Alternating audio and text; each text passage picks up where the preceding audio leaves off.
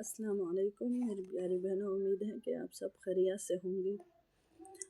تو میری بہنوں، آج میں آپ کو ایک بات بتانا چاہتی ہوں کہ زندگی میں انسان کو ہمیشہ سوچ سمجھ کر بولنا چاہیے۔ بعض اوقات ہم لوگ ایسے الفاظ بول جاتے ہیں جس سے ہماری روح زخمی ہو جاتی ہے۔ اللہ تعالیٰ کا فرمان ہے کہ میں ہر چیز کی معافی دے سکتا ہوں، لیکن جو الفاظ انسان کے دل کو دکھا دینے والے ہوتے ہیں، دل کو دکھی کرنے والے، اس کی کوئی معافی نہیں ہے، کیونکہ دل دکھا دینا ایک سب سے بڑا جرم ہے۔ کیونکہ اس کے بعد ہم اگر معافی بھی مانگے تو پھر بھی وہ ہمارے منہ سے نکلے ہوئے الفاظ کبھی واپس نہیں آتے۔ میری بہنوں، ہمیشہ سوچ سمجھ کر بولنا چاہیے۔ ہمیشہ ایسے الفاظ کا چناؤ کرو جو کسی کی راحت اور سکون دینے کا ذریعہ بنے، نہ کہ تکلیف کا۔ اور خاص طور پر غصے کی حالت میں ہمیشہ سوچ سمجھ کر بولیں، کیونکہ آپ کا غصہ تو 2 منٹ کا ہوتا ہے جو ختم ہو جاتا ہے، لیکن جو غصے کی حالت میں بولے ہوئے الفاظ ہوتے ہیں نا، وہ کبھی واپس نہیں آتے۔ اس شخص کی روح کو ہمیشہ زخمی کر جاتے ہیں، جو کبھی زخم بھر نہیں سکتے۔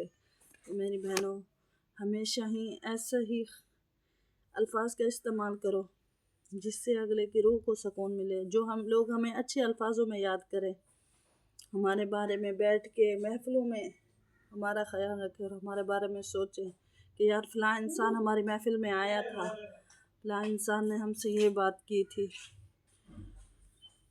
کاش کہ وہ دوبارہ واپس آ جائے ہماری محفل میں بیٹھے، بلکہ یہ نہ کہے کہ یار فلاں انسان تو ہماری زندگی میں آیا تھا، اس نے ایسے ایسے الفاظ استعمال کیے تھے جس سے مجھے یہ تکلیف ہوئی تھی، کاش کہ میں چاہتا ہوں کہ وہ کبھی مجھے ملے ہی نہ، کبھی مجھے نہ ملے۔ یہ دیکھو، یہ زندگی چند دن کی ہے، ایک دن ختم ہو جانی ہے، لیکن جو لوگ ایسے الفاظ بول جاتے ہیں نا جس کا کوئی چناؤ نہیں ہوتا، وہ ہمیشہ ہی انسان کو ختم کر دیتے ہیں، اندر ہی اندر کھوکھلا کر دیتے ہیں۔ اس سے ہمارے نبی پاک صلی اللہ علیہ وسلم کا نے بھی فرمایا ہے کہ ہمیشہ اچھے الفاظوں کا چناؤ کرو، ہمیشہ اچھے الفاظ بولو۔ تو میرے بہن بھائیوں، میری آپ سے یہی ریکویسٹ ہے کہ اپنی زندگی میں ایک اچھے اخلاق پیدا کرو، کیونکہ یہ زندگی چند دن کی ہے، ہم نے چھوڑ جانی ہے، ہم نے مر جانا ہے، سب کچھ یہیں رہ جانا ہے، کچھ بھی ساتھ لے کر نہیں جانا، چاہے دولت ہے، چاہے ہماری اچھی خوبصورت شکل ہے، چاہے ہمارے پاس جو کچھ بھی ہے، بس ایک اچھے اخلاق ہوگا جس کے ساتھ ہم اس دنیا سے رخصت ہو جائیں گے۔